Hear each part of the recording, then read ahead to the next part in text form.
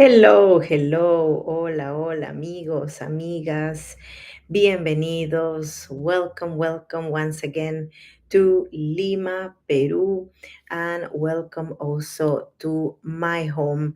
I am really happy to have you all here, and also, as always, discuss with you different topics about Peruvian history, informing you about what you can do here in this part of the world. If you are planning to visit Peru, where you should go, which places you should take in consideration, and also which places you shouldn't skip from a visit to Peru.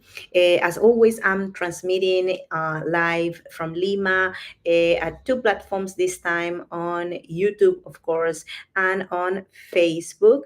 So, well, thank you so much to my friends who also suggested me, keep doing these events, even though I always do them like last minute, and they are pretty much a surprise for most of you when they happen. I'm glad to also give the chance of seeing these events as well recorded, so you can also access to this information as many times as you wish, and also you can share this information if necessary with someone that is planning to come to Peru. So in today's occasion, well, we are moving to the next chapter. I'm dedicating a series to Peru and to, well, the touristic destinations of my country, in my country. And, well, I definitely needed to talk about Lima. So, well, I think we have to start now with my beautiful city. So, now I would like to continue with sharing the image, and, well, hopefully you have the chance also of seeing now the next slide. My screen also well has in this moment, also my friends who are seeing or going to be seeing this recording from Facebook, they are also seeing the exact same image projected on YouTube, of these slides, and hope also that I hope that these pieces of history and information can be also useful, even though maybe you might not be planning to come to Peru immediately, or you don't have Peru in your radar, but still also as as a way to show you more of my country, and well, of who we are. So, well, let's continue now. Lima. Today we will talk about Lima. My last series was about Cusco. Lima is the capital of Peru. Peru is this big country, the third largest in South America, the 20th largest in the world, and is a country of, well, diversity. Is a country of, let's say, fauna and flora that are incredibly unique people, unique cultures, and that's why I cannot talk about like the whole destinations of Peru just in one short event. And as you can see, also, well, this map shows you the different departments we have in Peru. That's the map on the left hand side. Peru is divided in 24 departments. We have there in a red circle the department of Lima. You see also on the picture on the right hand side the geography of Peru. This is a physical map of Peru, and also clearly you can see that the department of Lima is mainly also say covered by the Andes mountain range. Oh, you can see that in like sort of like brownish, yellowish segment. But as well, you can see that there is a portion, very, very long, of the Department of Lima that is coast. So the coast is very, very important for the identity of the Limanians, because most of the people who live in Lima live look into the ocean, or very close to the ocean, or they have a very close connection with the sea. And the majority of the demographics of the Department of Lima, the population of Lima, lives in the city of Lima. I'll show you in a moment what is the difference between the Department of Lima and the city of Lima. But well, first of all, big difference between Cusco, for example, and Lima is that Cusco is in the Andes. Let's say it's not surrounded by the ocean, or doesn't have like a direct, let's say, connection to the sea. Lima has a ocean view and is right next to the ocean. And also, most interestingly, Lima is, well, the only capital of a country in South America that is looking to the Pacific. Well, this is from the countries that were established by the conquistadors. The Guyanas also, I think they have capitals looking to the sea, but basically all of the rest of the countries in South America established by conquistadors, well, they are all inland. They are all in the mountains, in the Andes, no?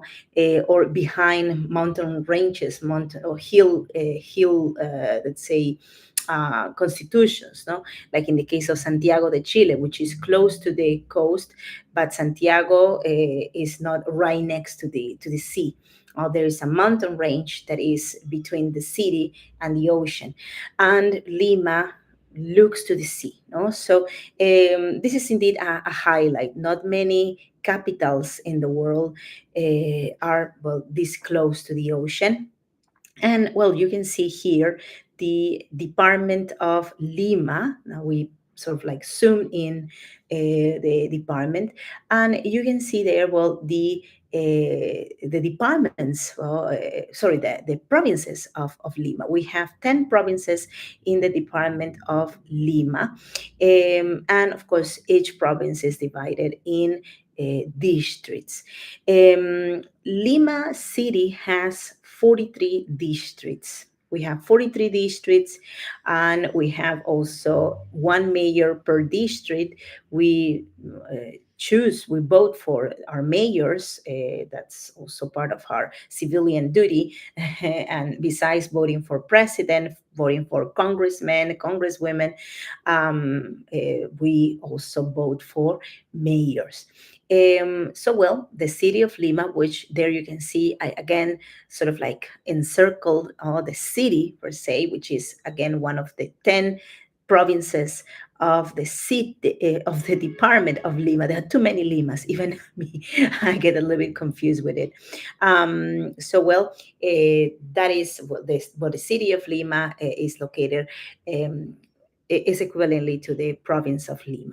So I also showing you in the other picture, in the other image, the geography of the city of Lima. No? So the city of Lima is mainly in the coast, in the coast region, between the Andes Mountains and also the Pacific Ocean. And well, we're going to learn about a bit about the geography, the let's say the nature of this part of the world, also its peculiarities as well. But the Andes create a very, very important impact in the city, in the personality, the character, the temper of the city of Lima. And you might be wondering, how come, no? Like if Lima is mainly in the coast and not elevated in the mountains? Well, you're going to see this also, well, along the way in the different attractions also I will be sharing, but especially when we talk about Lima and the influence of the Andes and the ocean as well in our identity, it is mainly related with the climate and the challenges also we as Limanians have to fight, like normally, like even every day, even in moments when we don't notice. So it's part of our, let's say, nature. Okay, so another map, and in this occasion, I'm showing you, well, the districts of Lima, and I wanted to put a little bit of emphasis in the districts because, well, in next events I'll be doing for other, let's say, attractions and other cities. I don't really put that much emphasis, for example, in the divisions of each like province, but in Lima is absolutely necessary because Lima is a huge city in terms of population. We are one of the biggest cities in the world built on a desert. Yeah, and equivalently like a big, for example, I mean, not exactly in population, but big and important as Cairo in Egypt. So we have 43 districts here. You can see the names of the different districts. Also, we have.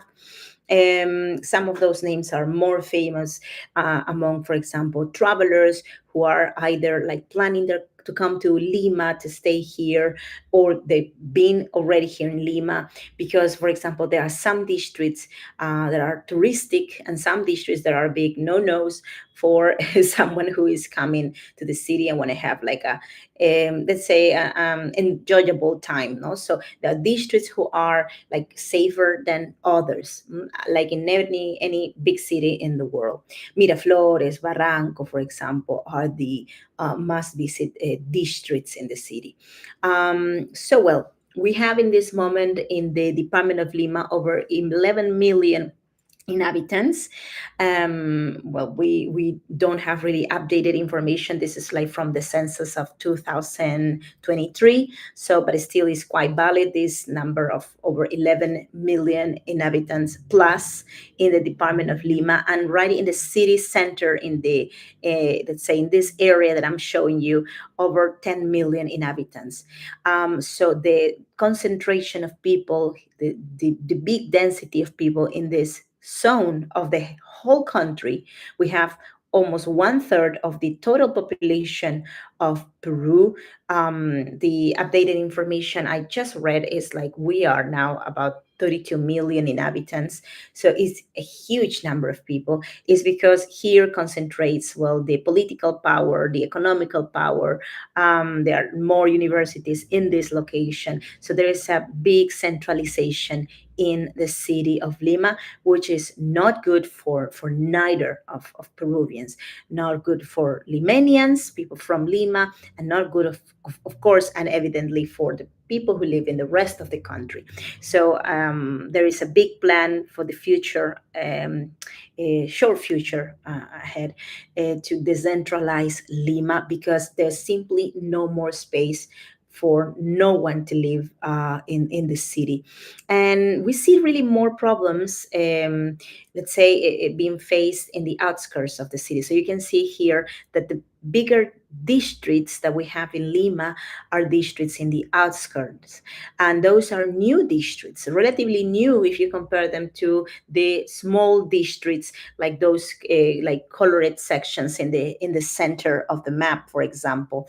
Those districts are much older, some of them even as old as, for example, downtown Lima, created in the year 1535, 16th century districts, or with a very old origin, and even older because Lima existed as an, let's say, like a city, no, like, and it had also lots of little towns and archaeological developments before, way before the arrival of the conquistadors.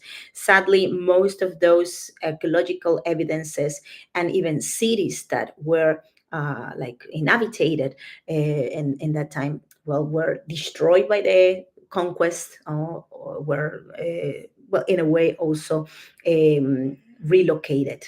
So I'll tell you a bit more about this also ahead in this exposition in this webinar. So, well, now I would like to tell you a bit more about Lima's geography, Lima's, let's say, physical aspect and its elevations, especially. Many people wonder how high is Lima, especially if you are doing your researches about Peru, and then, well, you know, like Machu Picchu is in the mountains, and Cusco is up high, and then probably you want to go to Titicaca Lake, and and then you notice that, well, you are going quite high, like close to 4,000 meters above sea level. So, what about Lima? Well, Lima is an easy city in that sense. According to this chart of regions, this division by regions created by geographers and expert Javier Pulgar Vidal in the 1940s. You see here the 8 natural regions of Peru. Lima is pretty much at the sea level. No? The city of Lima, in average, the city's height or elevation is 150 meters above sea level. That's about 500 feet above sea level. So that really makes Lima an easy place. No? So no worries about that. But also Lima has mountains, and keep in mind that even though like most of the developed region, like or developed this urban zone of Lima is closer to the ocean, is pretty much at the sea level.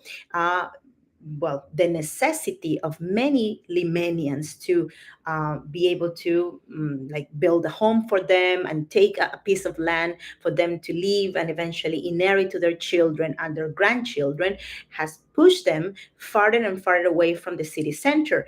And the only way really to go out of the city center is going upwards, is going to the foothills of the Andes.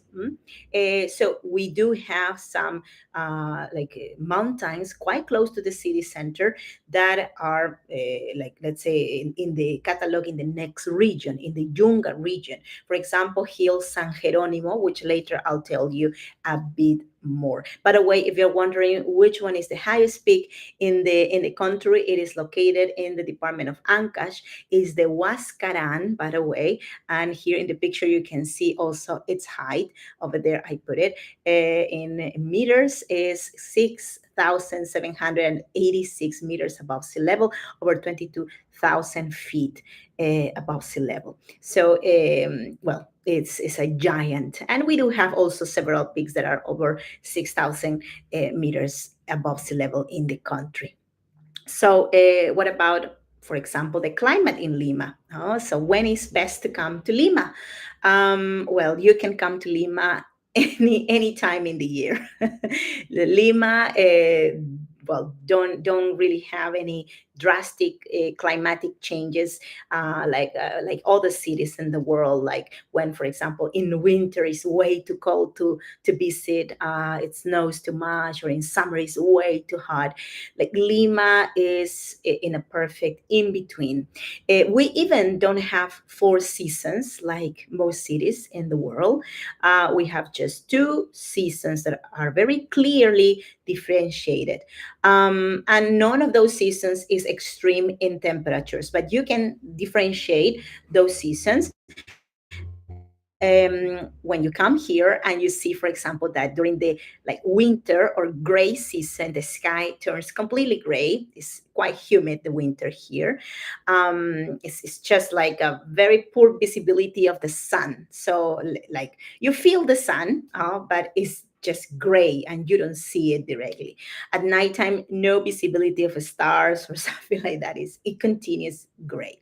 So that is the winter season, and you feel really that season that is all gray from June to September. No? So that's the time at the end of September when it starts getting a little bit like more like merry and more bluish the sky, and you see a little bit of the blue sky like coming up, and then again, like going back into gray.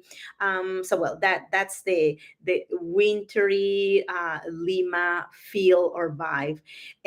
So in the winter or gray season of Lima, the temperatures variate from, let's say, the coldest around 14 degrees like Celsius until 19, and that's in Fahrenheit. I put it also there in the image from 57 Fahrenheit to, well, 66 Fahrenheit. So that is like a very pleasant, let's say, very comfortable like time for us in the year, like winter.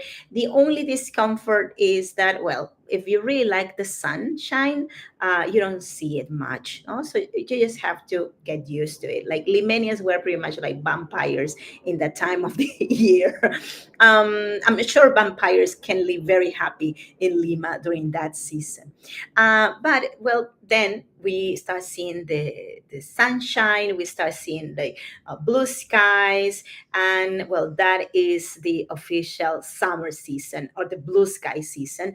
And well, in December, you start really feeling it. Like for Christmas, for example, usually Christmas has already like blue sky and sun shining, and this goes all the way until March. It really like coincides with the beginning of school time, and keep in mind that we are in the southern hemisphere, so we go school from March until December.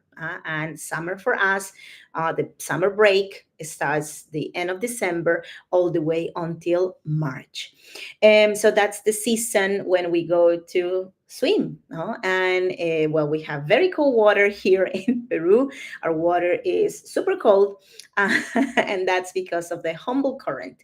So the Humboldt current, well, comes all the way from the Antarctica, in the extreme south, let's say, of the Earth. And this current of water goes or moves upwards along the coast of Chile, coast of Peru, making the coast or the ocean that is right next to the coast of Chile, and also the portion of ocean right in front of the coast of Peru, the richest, let's say, portion of waters in sea life in the world. And we have a lot of fishing happening for both countries in this section because of the enormous amount of plankton. So we have lots of fishes, about 700 kinds of fishes we have in Peru. And well, fishing is a big industry for us after mining. So well, the cold water is beneficial for our economy, and also is the reason why the climate in the coast keeps so well regulated. Like we don't have like spikes of heat or cold, extreme cold in winter. Even though, like in theory, we should be in a more tropical location because we are very, very close to the equator. So the equator, like to us, especially to Lima, like we are about 13 degrees south the equator. So we are relatively so close that we should be a jungle. We should have more rain. If you see the map of the world, like and the same distance basically that we have from the equator, like Lima to the equator, like, and you move it 13 degrees north, for example, you have, well, jungle cities, you have jungle countries basically, and that would be, by the way, Central America. So Panama, Nicaragua, for example, which are in the same distance to Lima in relation to the equator, they are jungly places. Like it rains a lot there, so far I know. So the reason why Lima doesn't have like big rains and we have such a cold temperature is because of the Humboldt current. Okay, and even though the water is cold, we love to swim. So here you have a proof of that. I'll tell you a bit more about the climate of Lima and why we have this peculiar climate. But I would like also to share with you some pictures of the past. And well, there you can see the cliffs of Lima. In the previous picture, you saw, well, the Circuito de Playa is like the beach circuit of Lima. We call it also Costa Verde or Green Coast. And there is a freeway, by the way, that goes along that bay, because it's a big bay, 22 kilometers long, about 15 miles long.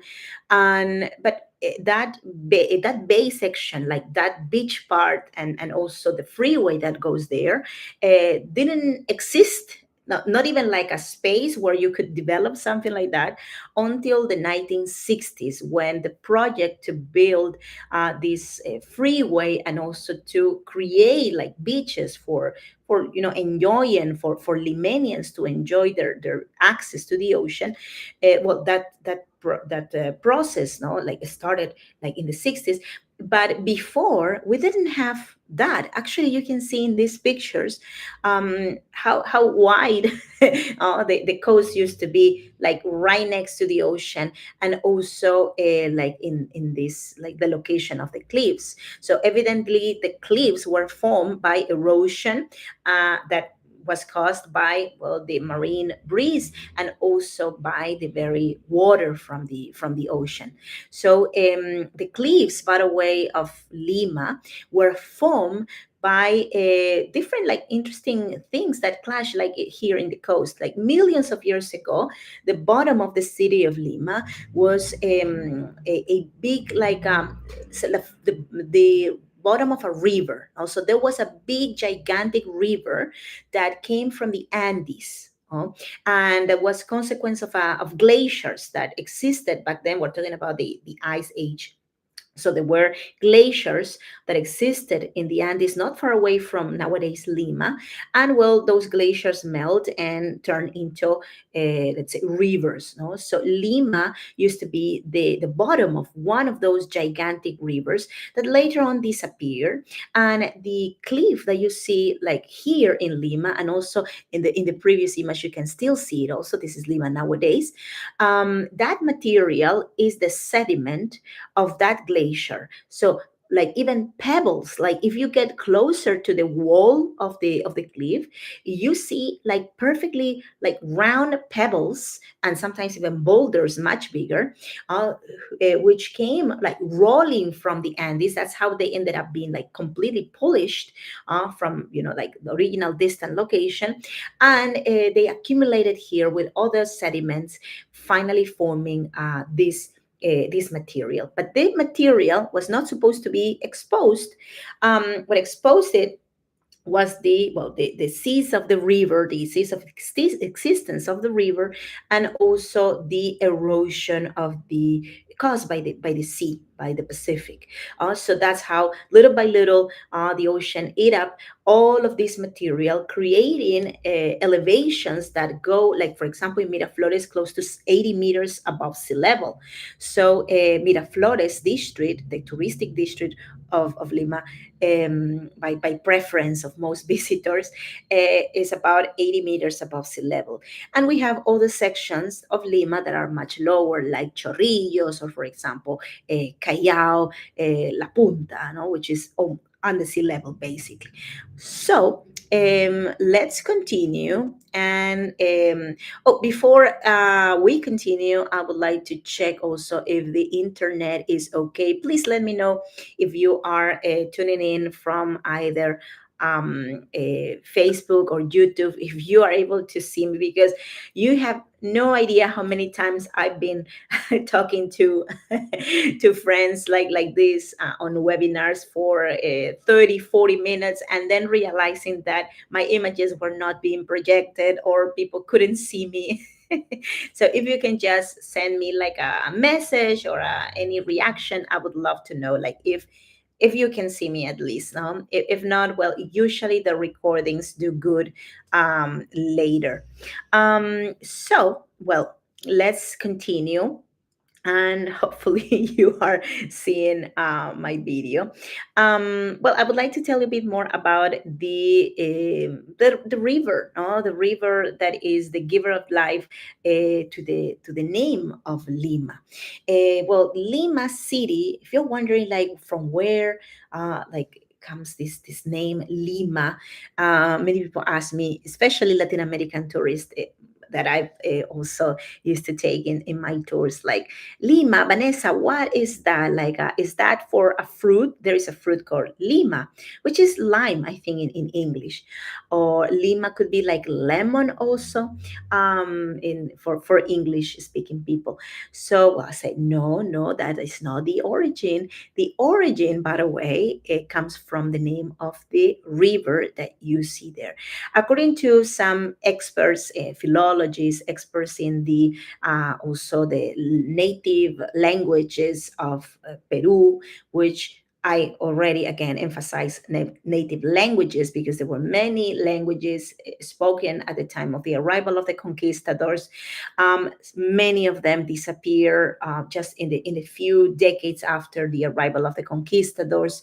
Many more after the first 100 years of the processes for the evangelization, especially of these indigenous groups. So, the languages that existed, there were several, and there were even languages that, in theory, were sort of like the same, like Quechua, for example. But Quechua, which is the most spoken language in Peru after Spanish, is an indigenous language to the Americas, spoken also in Ecuador with its own variations, spoken in the north of Chile, in the north of Argentina, also in Bolivia. So Quechua, because it took such a big territory, in Lima, it had also its own variations. So seems that the name of the river, which is Rimac, probably it had like a little different pronunciation by the local indigenous. By the way, Rimac comes from the Quechua word Rimay, which means to speak. And it seems that the river was itself an oracle. So Rimac River spoke to the people. We don't know exactly how, but there were probably representatives, like priests, who were able to communicate to Rimac River. And these communications were pretty much related with, for example, omens and predictions for the climate and the future and the agriculture of the communities. And seems that that's the reason why the name is related well with the word in Quechua for speaking up. So Rimay is to speak. So probably the name Rimac is well related with the God who spoke to people, the God who speaks. But the name of the city seems that was a variation of the name of the river. Probably the local people pronunciated the name of the valley Limay, or sort of like with a much softer R, and the Spaniards, they couldn't understand, of course, the differences of the pronunciation correctly of anything in the local languages. And to make things easier for them, they just like sometimes change the indigenous names. Sometimes they even change completely the names, or they adapted them to their pronunciation. So Lima comes from Limac, and probably Limac comes from Rimac. You can see in these two pictures two different realities of the river. One is the river with no like rains in the Andes, no rainy season in the Andes. That's the one on the left hand side, more cleaner, let's say more transparent, even though our river nowadays is really far away from being clean, sadly. And we see the other picture of a more tempestuous river, and that's the river, same river, but in the rainy season. And the rainy season, which happens in the Andes, affects us directly and impacts our lives in the coast dramatically. And that is because in the coast, we depend from the water. From the Andes, we drink actually water that is treated, that comes directly from the mountains. This water, of course, we don't just take it directly to our homes. It goes to treatment plants along the coast of Peru. Lima has an enormous treatment plant for the waters of Rimac River. And after a process that is very complex, and trying to like take out the sediments from the water and cleaning it with different chemicals approved internationally. So finally the water is ready to be sent to the citizens. But without the water from the river, Rimac in this case, and also the rest of the 51 rivers that we have along the coast of Peru that are seasonal, so only activate during the rain season, or most of them only activate during the rain season. Without those, we couldn't exist in the coast of Peru. So that's why the rivers are so necessary for us. And I know that in North America, for example, in California, people understand very much our situation. Californians are like brothers to us because we have lots of things in common, like we love surfing, we have gray sky part of the year, we live on a desert, we don't have rain, and well, we depend a lot on the waters from rivers. No? So let's continue, and thank you so much to those friends who are with me now watching this event. If you came a little bit late, it's going to be also posted again, like as a recorded version. You can also visit my gallery of videos on YouTube. I have like lots of videos, like about 400 videos about history, about like like tours, like street tours. I've done along so many years. So well, please come visit also my YouTube for more Peru history adventures with Vanessa Vasquez. Well, and here we can see, and we were sort of like doing a trip through the different elevations of the city and different realities. And here we have, well, one of the most important hills in the city of Lima, Apu San Jerónimo. Actually, its name is San Jerónimo Hill. But I decided to add the word Apu because Apu means spirit, protector spirit. And here you can see the hill San Jerónimo, which is the highest in front of the city of Lima. It was the protector also for the citizens of Lima back in the pre-Hispanic times, in two different seasons. So already we have a winter season, which the sky like tends to be like very, very gray and sad, and we have a summer season. But also you see like a difference in terms of the way how the nearby hills look like, in the winter and the summer. So, for example, you can see this more greenish side of the hill is consequence of, let's say, particular like let's say nature of the coast of Peru. We call this green, let's say, carpet you see there, lomas. No? So the lomas are this like vegetation that appears and covers the hills that naturally are bare of any vegetation, like the side of the picture on the right hand side. That's the normal for the coast of Peru because we don't have rain. But well, on the other side, you can see what happens when the humidity that is typical from winter season, like sometimes even you feel the cold in the atmosphere, like colder even because of the humidity only. So the humidity really penetrates deep into your like clothes, and there's no rain. It's just the humidity. Or we have a little drizzle also every once in a while.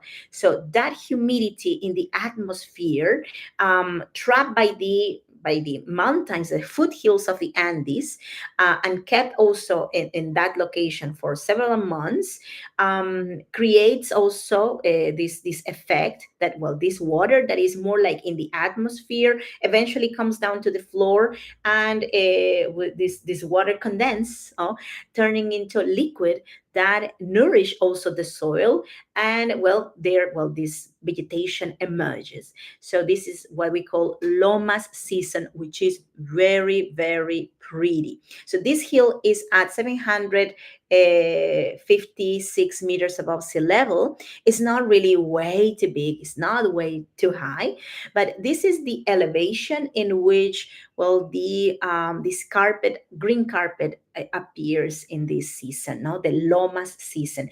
Well, this is a season for bird watching also in Lima. So if you are a birder, this is a good time in the year for you to visit, or to take in consideration. The Loma season, you feel it, you experiment it like more intensely and more like for sure between the months of June until, let's say, August, maybe. September is almost over, and sometimes it moves a little bit. So if you want to really make sure, let's say, choose July and August, no, to be able to see the green. Okay, and in this map you see also, right next to the pictures, well, you can see the zones that are more eager, more prone to have the lomas. But something really sad that I have to share with you is the fact that lomas are not anymore that common to be seen, because we are aridifying the territory around us. Like humans, we are so self-destructive sometimes, and in our desire of continue expanding. And I already mentioned in the beginning that Lima is way too populated, so the only way for many people to live, to find a place where to put a home, a house, is like going to the mountains, to the hills, because they are being pushed in that direction. There's no other way. Like living in Lima is way too expensive, and because we have a squatters rights, so the only way for them to be able to take a piece of land for them to build a house is on the hillsides. And coincidentally, those are the zones when seasonally we have the lomas. So many zones are now stripping completely of their loma season because there's already people living there. So there's no chance for the vegetation to appear. Okay, so, and then, well, now we have to talk about history, a bit of history, and this is the next part of this event. And I would like to tell you also about, well, the history of Lima, and how old is the history of first the Department of Lima, because this archaeological site you're seeing in front is not in the city of Lima, it's in the Department of Lima. But I think we have to do a special honorific mention to this site, because most people get to learn about this site only when they come to Lima. They stay in Lima, they have like free time, and they ask to their tour companies, what can I do because I have one free day? Well, and they present to them this site, and sometimes there's not enough time for them to go. So try to push in your agenda visiting, if you are in Lima, Caral. Caral is an ancient archaeological site, the oldest citadel of the Americas, the oldest civilization so far discovered in the Americas. We are very proud home of this society. They appear about 5,000 years ago, 3,000 years before Common's era, before Christ, and their constructions were magnificent. So it is located not in the city center, so you have to take a transportation and go for a couple of hours until you get into the citadel. So 3 hours, if I remember, to get into the site. So basically you have to separate a full day to see this place, but it's totally worth its visit. So this shows that the coast of Peru is also home for the oldest societies that ever existed in the Americas also. And contrary to to what most of us will expect, that because I already mentioned that the coast of Peru is a desert coast, it rains very little, it rains almost nothing really in the coast. Maybe one of the most complicated environments for like living nowadays. But also the coast had well, valleys that also were very fertile, and we have the ocean very close to us with lots of fish. So the people who moved into the coast of Peru, these first let's say humans that were migrating, coming from the north, coming even from North America, and got into the Peruvian territory, they realized that this territory of the coast was well, difficult and harsh, but also offered them the opportunities to stay. And that's how these societies like base their, let's say, their economy in a way, and subsistence in fishing and also in the agriculture. So this is the location where these first societies emerge, and their model of construction, the model of like living, the religious also and celebrations and festival models later on were replicated in other parts of the country, even impacting directly in the way how the Incas also were Incan culture. Well, I'm referring to the Inca culture. So, well, Caral is definitely a must. Now, I would like to take you a little bit closer to me, and well, this is the very city of Lima. So, if Caral about 5,000 years ago started to build, let's say, temples and societies in the coast, that's the mother culture, let's say, of us. There were also many other societies that continue living in this territory in, well, nowadays the city of Lima. Also, Lima City was inhabited consecutively until these days for a space of no less than 4,000 years. So Lima is a really old city. It's a very rare case of city. So here we have one of the archaeological sites you can see in Lima. This is a Huaca.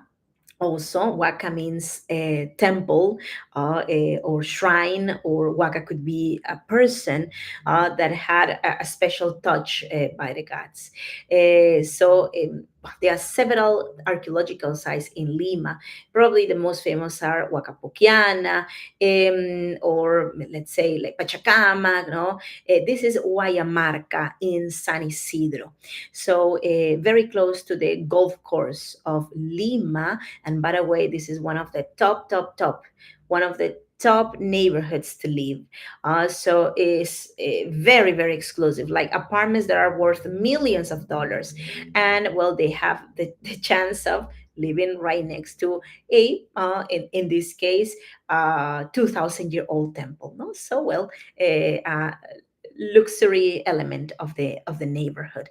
But notice that either in the case of Caral and also in this site, Guayamarca, both constructions were made in mud bricks.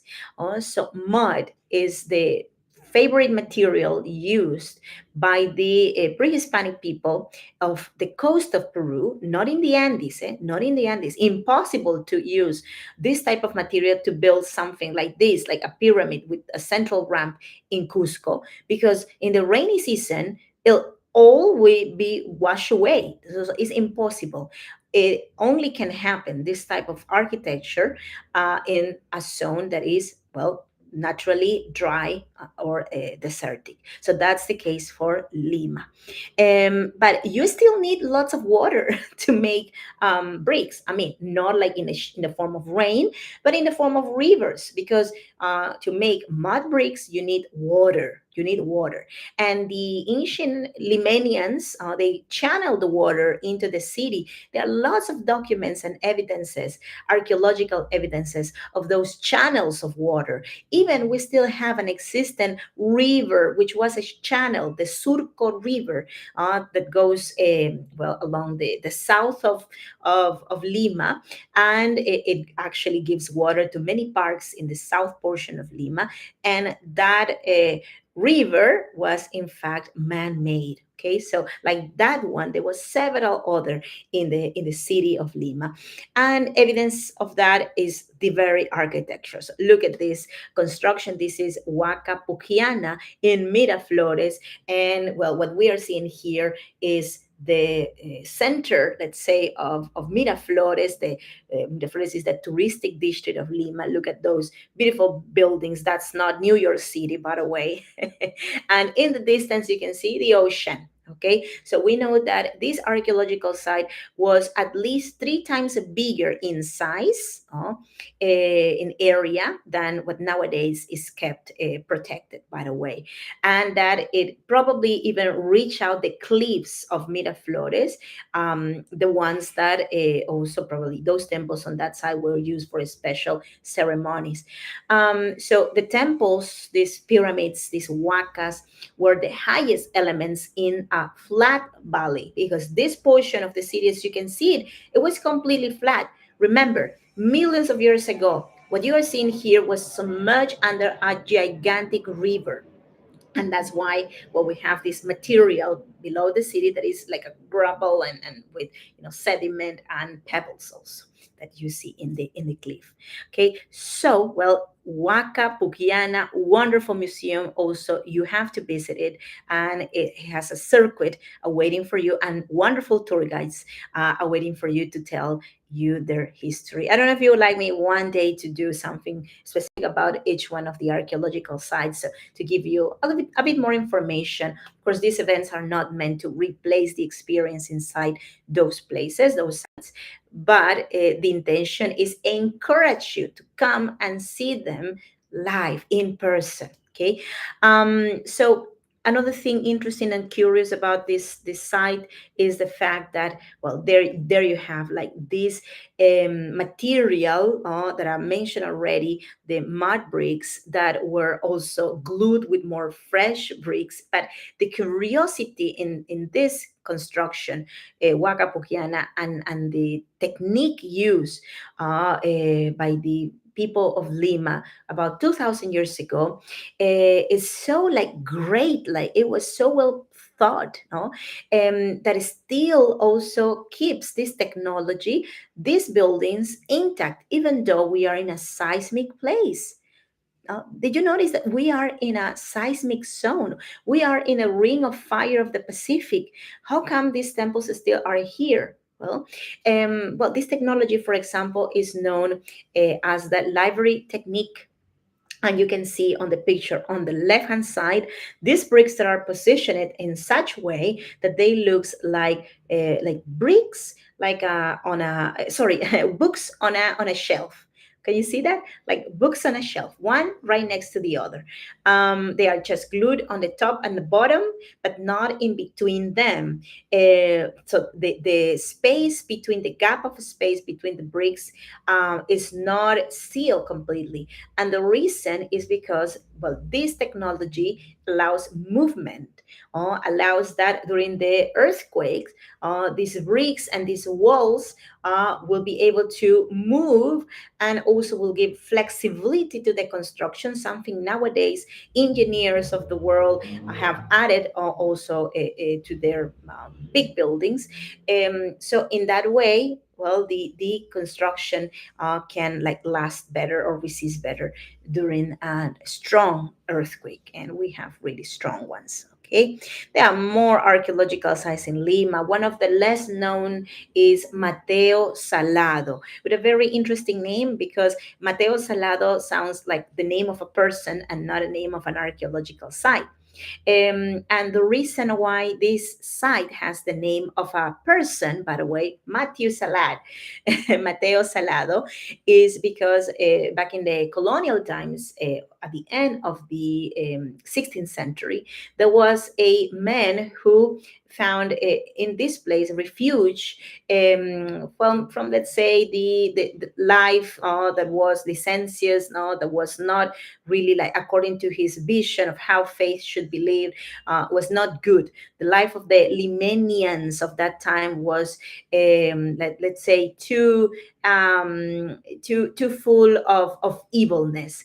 And this man, Mateo Salado, was, so far we know from the documents of the Inquisition, was a Protestant, basically a Lutheran. He was Lutheran, and he was killed, by the way, by the Inquisition for Lutheran. He was the first person killed by the Inquisition. It was the year 1573 when Matthew Salade was killed. And well, he lived here in this site, which was very distant from Lima, several kilometers away from Lima, in a desolated location.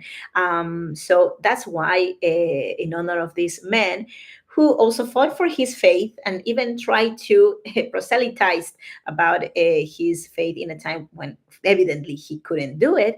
Well, Mateo Salado, well, was remembered like in by the name of the archaeological site. No, it's an honor also given to him.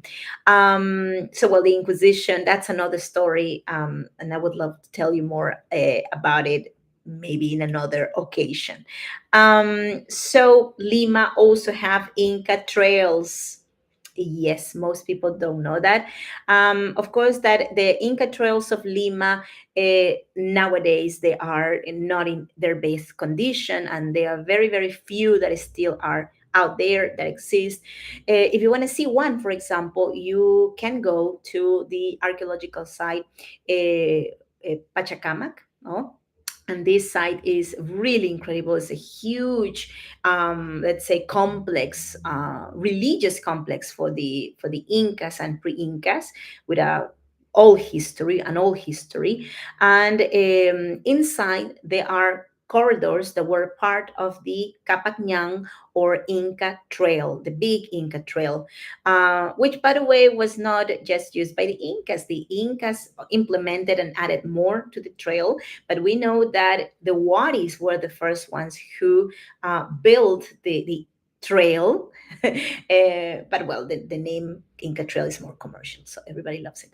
But basically, like it was really like this trail, a process of like just the evolution of the history of the peoples of this territory and the necessity to be connected, to be interconnected. So there you can see this corridor that belongs to Pachacamac, and in distance also the gate into this site, which also shows us an interesting aspect, that this place, which was an oracle, only could be visited by some people, the ones who were clean, pure, and had also done some forms of cleanses and purifications and even fastings. So, well, this archaeological site is home of a building that it's believed it was the home of the god of the earthquakes. But not just that, Pachacamac is usually referred to as the god of the earthquakes. But he was an oracle. He foretell the future to the indigenous people. Everything related with climatic problems, the rains, for example, or any specific questions. That, for example, the health of the Inca was consulted to, for example, in this case, Pachacamac, for let's say the Inca to know like when he will be getting better, or what treatment he should take. No? So, well, Pachacamac, the archaeological site, has even a temple dedicated to the sun. Okay, and that is the temple that you see in the picture above. So there's one lower, that's the temple of Pachacamac, and the one higher is the temple of the sun, which was an addition incorporated into the circuit, or sorry, like the complex, basically by the Incas, because the site is older. And here you can see, well, another important religious element of the past. This is another Apu, another hill protector, Saint Christopher Hill, which its indigenous name we don't really have present anymore, but we know this hill as Saint Christopher, and we have, of course, a cross on top in form of evangelization, but also remembering one of the epics of the Spaniards here during their presence in Lima. The Incas also tried to regain this territory, to expel the Spaniards from the city of Lima. That happened in the year 1536, 1 year after the Spanish already established the city and started to build their city. And well, the siege of the city of Lima done by the Incas was not unfortunately for them prosperous. Uh, Many Incan militaries died also at their in, entrance into the city, killed by the Spanish and their allies also, which were indigenous. And as a memorial, let's say, of the success of the faith of the Spaniards, the cross was put there. Initially, it was a wooden cross, and now replaced by a huge cross that is the one you see in this moment in the picture. And there's a lot of people living now on top of the hill, and well, that is also consequence of the process of the migration towards Lima, and this process of migrations, well, continue until these days. They didn't stop. Okay, so by the way, this section of the city is the location of the first shanty town of Lima. So they are not anymore considered a shanty town because they have everything. They have water, electricity, services, schools. Like, it's part of the city. But well, they were the very first ones, the pioneers in the sense of like creation of shanty towns. So, well, I think we will stop here. And I would like also to share with you my social medias if you wish to, let's say, send me a message or see what other things I'm doing also. Well, I'm very very happy to have you, and also to get to know you more. My email is info@adventuroustravelguide.com. Oh, and also you can visit my YouTube if you look for, of course, my channel, Peru History Adventures with Vanessa Vasquez. Thank you so much for your support, for your comments, for your donations if you wish to also support, and if you want also me to create more content like this one. I don't know what's happening with this site. Oh, sorry. And well, it's always really a pleasure to keep talking about Peru's history. So give me please ideas about other upcoming, let's say, lectures and webinars and events. I am more than happy to share a bit of my time also with you, and happily also, like I have some friends who were with me today. Muchas gracias, and see you very, very soon. Best to you all, and until next time. Bye bye. Gracias. Thank you, thank you, thank you. Thank you, thank you so much. See you soon.